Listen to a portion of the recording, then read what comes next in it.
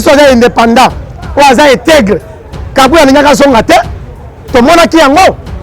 Kamere babaki que non a détourné Mbongo. Mais Bazouba Kangele même joue à Kendaki na parquet ma tête. Azonga na qu'on a été. Tout le monde peut mais c'est Jacqueline Dala. Ba propos abimisaki na côté à Tsango. Mais c'est Jacqueline Dala peut tant va interpeller à la justice. Azonga qui pété, ba même na kwa mira pembe. Ne par là, justice est allée. Mais le col Augustin Kabouya, azanga de parti, il y a M. Félix Tilombo. Et il n'y a pas Mbaoyo. Abimisi va propos pour conserver le pouvoir. S'il s'agit de faire ça, il de faire Mandoki, de faire ça pour conserver le pouvoir. Bandoko Tala. Jean à Transco, 3 mois, dès que vous avez 4 mois, 3 mois. Toko Mawana, Balinga na biso ba chauffeur, ba vandi pe wana. Vanda zela Transco zoyate. Suka nango bazo informer biso, ba intoxiquer biso lobi na bana mura. Les chauffeurs qui ont Transco, ils ont Transco exacté la circulation de la ville actuelle. Ndeko Chilombo. Vraiment, ceux qui ont eu les Makambo, au contraire, la ville, ils ont mais biso la cannabis au peuple, tout le monde est terrain, biso dans la problème. Dans la problème pour la biso peuple, tout le monde est terrain mon côté. Il y a un souhaité à le sambo, nzambe, tout le monde est local, tout le local à moi. Tout qui était dans le soulèvement populaire. Pour la opportuniste, on va signer un poste clé à Mokarabiso. Mais l'institution à Moka clé, on te bengi important. Et si je suis en Mokate, et si je suis en Paya, je suis en Ruta. Bana Moura va outa kinde présidence. Ndenga yebsinga présidence, ba outi na présidence. Baba ndiko tindika bango okota na bisi, otoko boye kokota na bisi, toko tia chauffeur mususu akomata. Justement, tokamwe ba bisi zongo na kata ya nini. Masa, au moins quoi na Transco ou azoli kanango ya bana classe asa soda. Lobby yem tatindika ngana kota lokwa na kota kité, ndé au moni atikali libanda bo. Par rapport que circulation zonga, balo ba ke Transco ba futi ba ngombo ngone ba posi biso 3 mois ki ba peti ba ngombo. Ba pesi ata 50 francs camarades na ngane beto bimine na ndako de coûter l'année le pango moko. Mais c'est tout il est tout le tout premier président congolais. On te promet belé. Et donc, les bossons apportés, ça va changer. Et ça, il va promesse. Et donc, les bossons apportés, ça va promesse. Il y a mis balai maman, n'a pas ça peut preuve là tangible. Il y a mis balai apporté, et ça qui tribalisme. Qui tribalisme, n'a Félix apporté.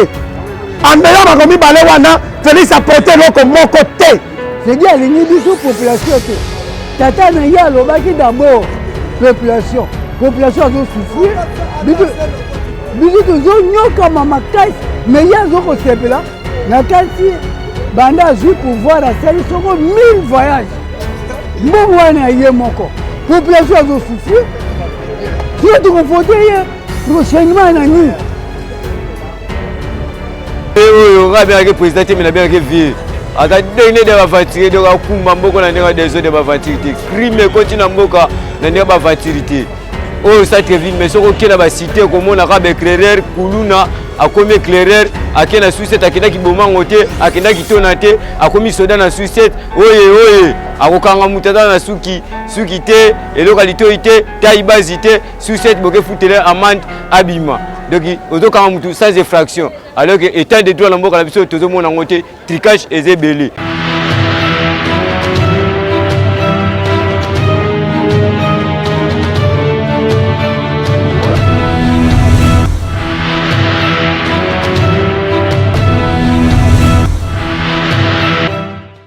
question autour pour un bilan vraiment ya Samba Lukonde pour na école Congo.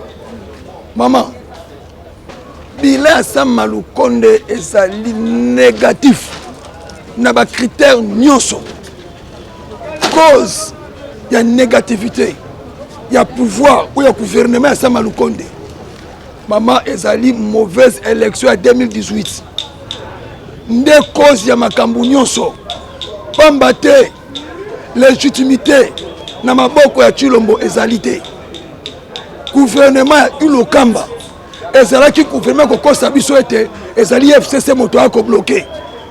Tomoni ete Chilombo koloba kosala gouvernement ba warrior. Gouvernement ba warrior ngo tomoni biminde ya Samba Lukonde. Lelo question ezali ke ndenge ne kotambola. Maman eloko ya lokuta ebotaka kaka lokuta.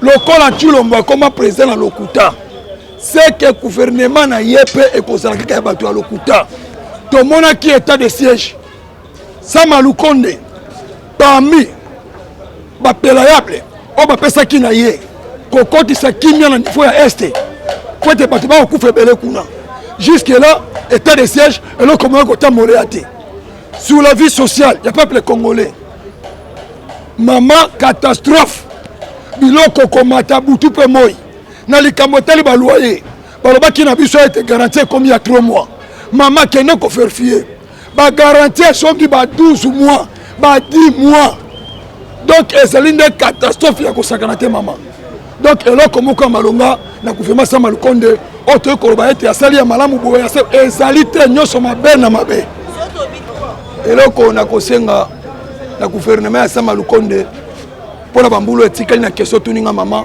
na koloba boye makambo eke du Congo président Martin Fayulu koloba toloba kana bango 5 ans bakosala eloko te président Musi toloba ka ete ba infrastructure bakoya te puisque ayebaka départ ya pouvoir ya Tshilombo ndenge bandelaki ndalo baki eloko malamu kosala mawa ezali te mais pour le gouvernement Sama Lukonde na mambulu etikala tuninga question na kosenga na gouvernement wana ba soutenir idée ya président Eli Martin Fayulu Madidi na likambo tali dépolitisation ya CENI bango ba soutenir idée wana toluka moto ya malamu to tia na CENI pona ko koloba te ke na moni idée malamu ba tindela biso ka to soki ba mobundo ya ube tolo ba ete ba kitela biso banda ko lisusu ete tolo ba lisusu ke transport comme na 200 francs et ça n'est important c'est parce que les gens soutiennent ce qui est important gouvernement Sama Lukonde va soutenir l'idée président Martin Fayulu Madidi que Lucasine va dépolitiser pour toujours ma ponami à madame en 2023 et ya ko corriger l'erreur de l'Union sur Salami c'est ça na koloba na bango et konangai na koloba boye koloba ete abecho le koloba na ba convention registre mususuke na ba document na bango to soutenir Martin Fayulu Madidi et il okuta na 2006 tango ba ko sala composition ya bureau ya CENI catholique tango ba bimisa ki malomalo catholique ba ki malomalo wa moto na bisota puisque ba ki malomalo Kabila nda tindie pona sala mokuse na makambo tali nanga pa comme président ya CENI catholique aboyaki puisque mona ki nanga asalaki na ngambo ba tindie c'est toujours sous convention religieuse wana catholique qui souci na nini catholique alingaka te peuple congolais a souffrir puisque sur 100% na likambo tali hôpital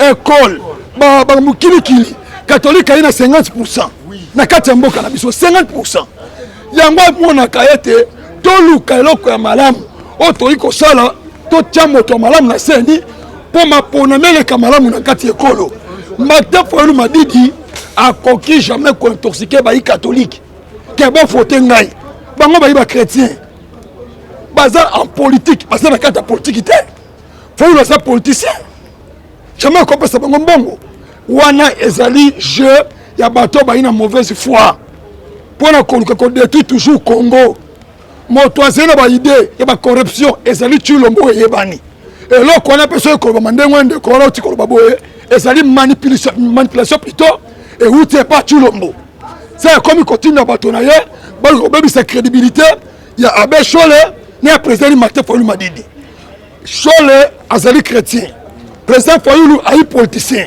baza ta na rapport moko te bango baza au milieu du village totiaka bango wana mpo balukila biso solution soki ngai na tokondongana bafutaki bagent ya Transco 3 mois nde tozokaka na masolo bamosusu 4 mois 3 mois tokoma wana balinga na biso bachauffeur bavandi mpe wana vanda zela Transco ezoya te suka nango bazoinforme biso baintoxike biso lobi na bana mura bachauffeur oyo baoleka na Transco baza bana mura yango moi Transco eza te na circulation na ville action ndeko Tshilombo vraiment soki owelelai makambo okosala biloko ya boye mpo biso tokufa obe biso tobonga vraiment bongisa yeba yango muninga oyo azali te yo yeba nini ozosala na miniti oyo toosala oyo Congo mami nga na kobomba te na koyebisa yo moto apprendre nga makambo aza camarade nanga azali chauffeur ya transport ayesinga o moni bana mura bayaki bauti présidence bana mura bautaki nde présidence ndenga yebisinga présidence bauti na présidence babandi kotindika bango bokota na bisi otoko boye kokota na bisi tokotia chauffeur mususu akomata justement tokamwe babisi ezongo na kata ya nini masa omoni oyo aye na transport oyo azoleka nango ya bana classe oyo aza soda lobi ye mutatindika inga na kota lokwa na kota kite nde omoni natikali libanda boye na sana par rapport que circulation ezonga baloba ke transport bafuti bango mbongo nde bakosi biso 3 mois ki bapeti bango mbongo bapesi ata 50 francs te camarade na nga nde tobimine na ndako tofutela ne lopango moko nde toyina ye vraiment donc yango wana tosenga vraiment kimia ezala biso tozala na makambo na bino te ya boyeboye so toye na makambo ya seni soki toye na makambo ya seni kutu komeka kutu seni komeka te seni eza ekolo te eza mpe eloko te seni eza mutu oyo akotambusa Congo mpo lobi to vote susu mutu oyo biso tolingaka nde esili mpo na biso yango wana na ye esi na 2023 c'est obligatoire tokena baélection tokena maponami mais biso na kana biso peuple tomona intérêt na biso te na nzela maponami na nzela maponami mpo na biso peuple tomona intérêt moko te yango tosouhaite ata losambo nzambe tobondela lokola butu lokola moi tokete na soulèvement populaire mpona kobengana baopportuniste nyonso oyo basimi baposte clé ya mboka na biso bainstitution ya mboka clé oyo tobengi important esimbami na bana mboka te esimbami na bapaya bamiruta oyo bamiwutela bamboka bapaya baye kovanda mboka na biso eza baugandais barwandais keye na force armée congolaise na côté ya este omonake baposte tout eza na force armée na côté ya este eza assumé par les rwandais et les ougandais.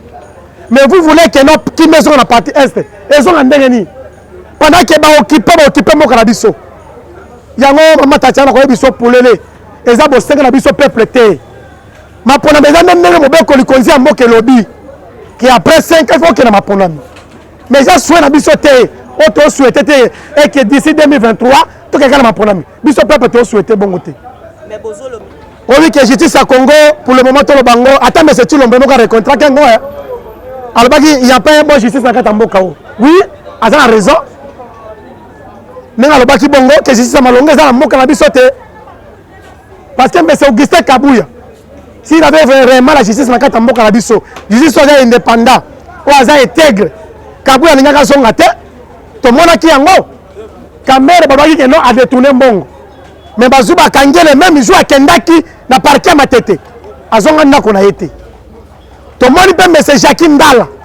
Ba propos abimisaki na côté ya Tsangu.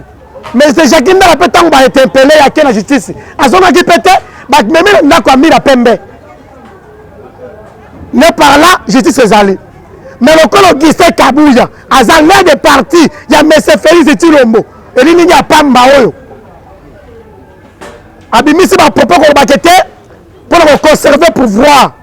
S'il s'agit de pesa bataille de pesa mandoki tokopesa bango pour conserver pouvoir bando ko tala tala lo lenye moto le mele bato mais c'est Tshilombo justice ya mboka na biso te babengi ye et puis moto ngo bimi atima peka likolo nzombo alobi ote na zongi parce que justice se trouvé que na dans la défaut mon côté bandeko koloba eke ya kopesa bato mandoki ça veut dire quoi yo kopesa mandoki babundisa nani opesa ba militaire de pesa mandoki babundisa nani babundisa peuple ou bien babundisa mais c'est Kabila Hippolyte maman oh mais c'est Tshilombo meni na mboka na biso et tout à fait théâtre Alexandre Nabiso na domaine nyonso et na domaine la justice théâtre total parce que monsieur Tshilombo et là comme il a gâté changement na mboka na biso tout le monde ngote oui il y a un grand changement en la ligne OK nous a coûté $16 na 16000 à commission na 20000 na numéro ezaka candidat na 2018 le nom monsieur Tshilombo changement mon côté apporter na kata mboka na biso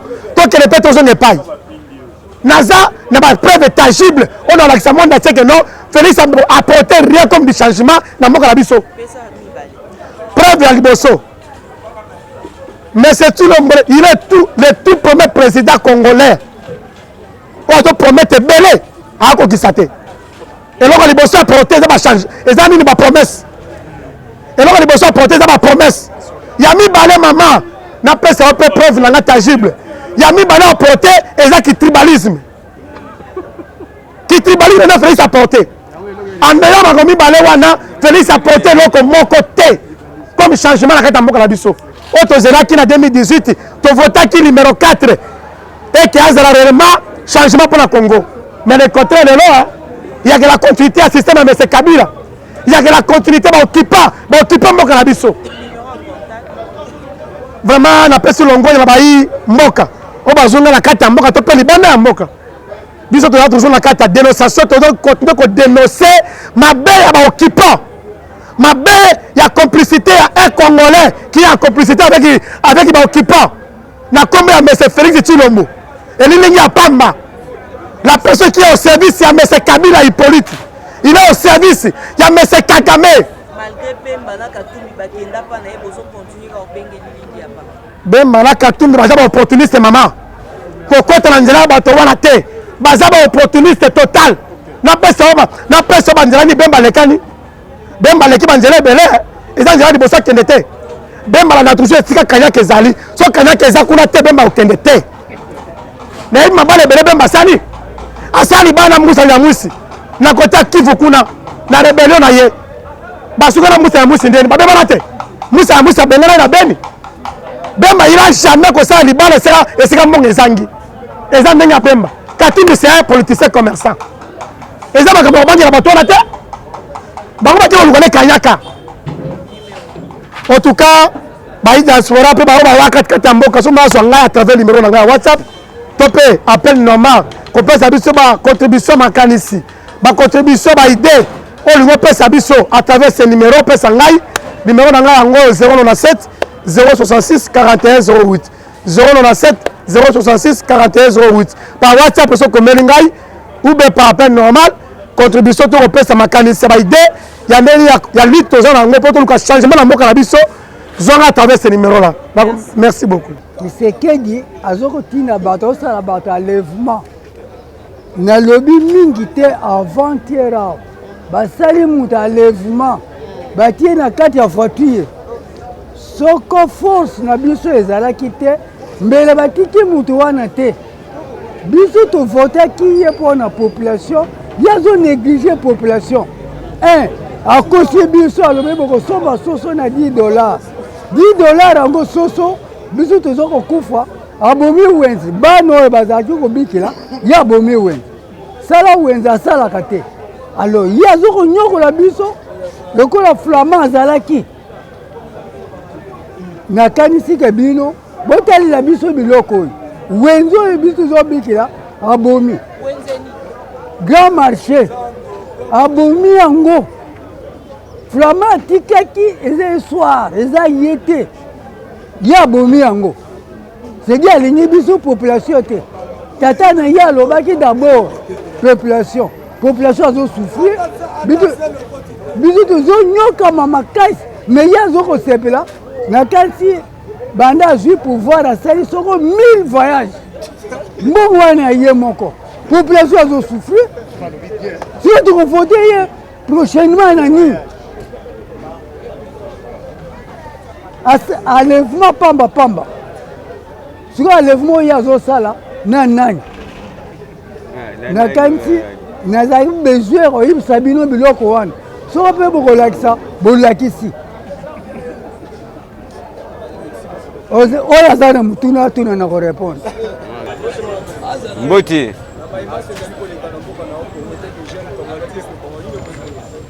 en tout cas ya grave na mboka na biso ve oyo nga abenaki président te me nabenaki vie ata ndenge de bavatiri donc akumba mboka na ndenge des de bavatiri te crime ekoti na mboka na ndenge bavatiri te oyo Centreville mais soko okenda basite komonaka baéclaireur kuluna akomi éclaireur ake na suicide akendaki bomango te akendaki tona te akomi soda na suicide oye akokanga mutu ata na suki te eloko litoi te taibazi te suicide boke futele amende abima donc ozokanga mutu sans effraction alors que état de droit na mboka na biso tozomona ngo te tricage ezebele c'est que ve oyo te matane lukuta alongwa na ye ati ve wana fati comme ne fati donc ve ata président ata vie hein Donc il a dit viens mon boy appeler ma poste mon boy cadre poste wana aza président aza aventurier alors que tout sous Kanaye en 2023 il faut article la biso mboka na biso Martin Fayulu Madidi a dirigé mboka oyo aller sa peuple a comme ça va jeune ba garçon valable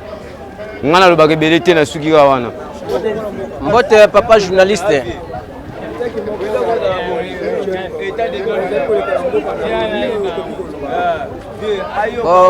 eza koleka na mboka na biso eza vraiment pasi mingi na français balobi eza vraiment très catastrophe komona président ya marque oyo o batiela ye biso na kati ya mboka oyo aza kosouffrir peuple na ye population na ye président mobabanda kota toujours bapromesse na bapromesse azo promettre bato azo réaliser te tribalisme ya kosakana te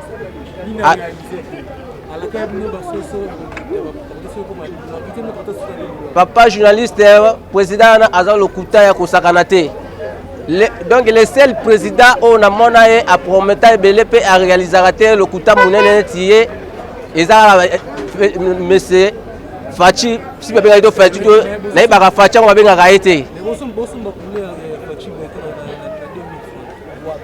wapi aibisa ibiso kala mingi te soso ezoya okita na $10 carton le 15 juillet jusque là eloko moko te aibisi biso ba investisseur ba koya bana mboka ba uzo misala eloko moko te aibisi biso ba promesse donc eleki ebele azo abuki yo zando kala mingi te toujours kotonga zando marché moderne par rapport na aux mikili ya poto mais tilo tozomona eloko te marché oyo ya bokote basopata zelo te basopata capacité eloko moko te sikoyo importance nini abukaki wenze wana marché wana tango ya buki yango abi ba condition batongaka marché wana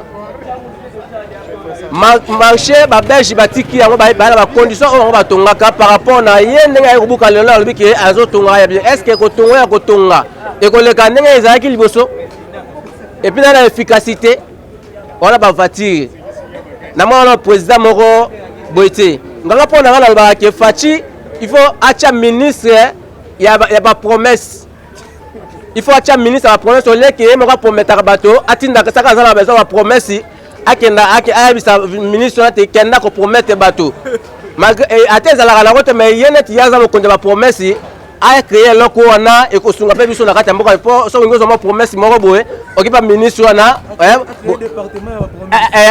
a créer département ba promesse pona ye problème les années bato na baso mona aza président aza moto ala ka mingi te président aza moto aza ba action makasi aza ba action malamoko ke ça ya lobby boy foli ka mo sanini esalima to mona ki na époque ya Mobutu azalaki na système OK abane kolinga te peuple population na basanini ba le la pour la likamoko boy Mobutu azalaki saki problème yali saka ya OK yango akoya aye la place wana aye a sensibiliser bato atuni bato bolingi nini problème la bino ezalini moto la moto bana kopesa avis na ye tala eza boy biso tolingi boy après aye kopesa mo aye pour la mode deux ou trois personnes aye poser ma question na makambo o bozala o posa bolobi nini tolingi boy mabe elonga mabe ekoma malamu Mobutu la minute wana akozwa abane kozwa décision ke ndenga nazo kende nazo pesa bino mokongo ndenge nazo pesa bino mokongo naza na besoin na oka eloko te besoin ya population ekomi réaliser pe na sima na ye ba réaliser yango Mobutu abane kotonga mboka na ba promesse te Mobutu azalaki abane moto abane ko peuple ne pe population na ye mais oya lelo eloko moko ezate ka ba promesse mais ozo sa eloko moko te komemie biso tribalisme na kata mboka président mobimba a créé kaka ba tribune na ye basala na ba poste ya minene o ngiti o parvenir sur komemie biso sur un kasaye na niveau ya seni est-ce que seni les place au rocha moto na ya ba congolais mayele bazate ba mayele na mboko zaka baluba ezala raté kolinga to pesa biso quand même ba ki na 2023 okozala vote te soko vote yo te oza mna kizenga ba président tout baleka na mboko koloba yango te ke état de droit na mboko ezali. Premièrement, pourquoi na koloba yango te état de droit, c'est-à-dire eza justice. Tant bazolobe la justice bazomo na vérité. Tant bazolobe la vérité, c'est-à-dire absence ya mensonge. Muto yo alobaka likamba ko gisakate, c'est-à-dire akosi. Alors total bongo na justice eta ezala na injustice te. Soki oyo ayibi bokangi ye oyo botiki ye seke comme le sous justice te. Donc état de droit le sous ezate. Surtout zo le l'état de droit, c'est-à-dire tozo mona mibeko nyonso ezala applicable na nzela. Tozui par exemple l'état de droit ezala ko kanga batute. État de droit ezala ko ba police te ba kanga mutu te. État de droit ko lia pe za état de droit. Il faut que ça respect à mibeko. C'est-à-dire l'article 54 na biso constitution lobby bomengo Congo sengele ezala partager biso nyonso ndenge moko. Tala écart ya yemoko président selon Jeune Afrique 2 millions salaire na ye. Oya wangani ke na mutema na ye tala na mutazoloba. Ke na mutema na ye mobimba ayebi salaire na ye te. Alobi pe que je l'ai dit au fond de mon cœur. En tout cas wana ezala kizengi so ba tiena musala koyeba monta bazofuta ye. Mais soki alobi bon basa bangi soki alobi yango ayopelisa moto mais biso toyebi na biso ke eza 2 millions 100 000 dollars. 2 millions 100 000 dollars. Oya zwaka ye individu moko. Siko soki tolobi l'état de droit zonga sikoyo. Enseignant wiche na biso ya na fonction publique azozwa combien? Eza 95 dollars. Donc muta souka o bafuta pas l'état azozwa 95 dollars. Maman o azosokola kutu basana leki travailleur à l'état na salaire. Voyez donc absence déjà état de droit place wana ezali. Yami balé elo on a kolobela. Preuve ezotal secrétaire de droit ezate tala ngana za enseignant. Irresponsabilité ongana moni na régime oyo eza irresponsabilité moko toko benga notoire. Donc prendre une décision sans toutefois réfléchir. Exemple, est-ce que yo koki ko ya pena mutu place azozwi la moi 100 francs na yo obwaki mwana lipa. Balo baka soki obwaki mwana lipa. Lipa wana il faut remplacer on eloko moko boepo mwana na sala nini. Alela te soit na bombo soit na eloko mosusu. Ye aye alongoli na loyenge na ya alongoli mbonga ba enseignant oto benga motivation soit disant que gratuité. Soit de la gratuité elingo lo baka ke prise en charge ya l'état ya enseignant siko na l'état. Mais oya sali tozo benga ngo eza escroquerie de l'état des enseignants par l'état congolais. Parce que aujourd'hui olongoli motivation mais au remplaçant on est l'autre côté. Ce que zalaki ye tomoni yango oyo ekoki kokoma pena kindoki. Ce que zalaki ye mutazalaki enseignant bongo. Balongole ka mwa eloko oya banda koliela. Bisika banda koliela. Batike ne eloko te l'état futi ete ba parents pe ba futi ete. Au moment zalaka afutela ndaku au moment afutela bana classe au moment aliela wana elinge vina ezala ndenge nini. Botunela ngai na mutuna oyo. Soki ezalaki ye vina elinge ezala ndenge nini. Donc il faut que zonga soki olingo sala nani sengelo zonga na isika ya muninga. Donc eloko ezotalisa ke état de droit ezalité. Yami balé eloko na zolobele ezali problème ya ba promesse. Ba mona autorité ba mona ete na maloba kaka te. Autorité ba mona en action. Attends Jésus-Christ alobaki boye. Si vous ne croyez pas mes paroles, croyez même à mes œuvres. C'est-à-dire azo renvoyer alobi non. C'est ça le problème. Excusez-moi. Alobi non. Soki bondimeli maloba na ngati bondimela nini misala na ngai. Ata nzambe le soki aza nzambe pona nini. Parce que alobi il est derrière sa parole pour l'accomplir. Moutou aza derrière maloba na ete pas kokisango te. Donc bolongola ye déjà. Donc c'est un homme pour mentir. C'est un homme pour mentir. Vous voyez déjà bongo. Nyonso bandola ka ezalaka kokosa. Alors moutou akosa ka to yebiye. Moutou akosa déjà a fournir à misala satana. Donc misala satana ezala pona plaisir à peuple te. Donc ceux qui battent ma bazo se multiplier les peuple pour al salanini aller là bon comprendre déjà ce moni likolo que peuple azole là c'est que battu ma be likolo ba salinini bazali donc eloko wana na ekozo justifier déjà que état de droit exact. Donc en bref yango eloko na kolobela. Mais conseil boko pesa ça ndeko alobi. Soki bolingi tolingi Félix azala na pouvoir, c'est que a créé ministère ya promesse. Soki ministère a promesse de moni anga che ministre a promesse wana tondima azala lisusu. Mais soki a créé yango te, donc yé déjà aza écarté tant que azala wana soi-disant président. Voilà eloko na koloba yango wana. Merci.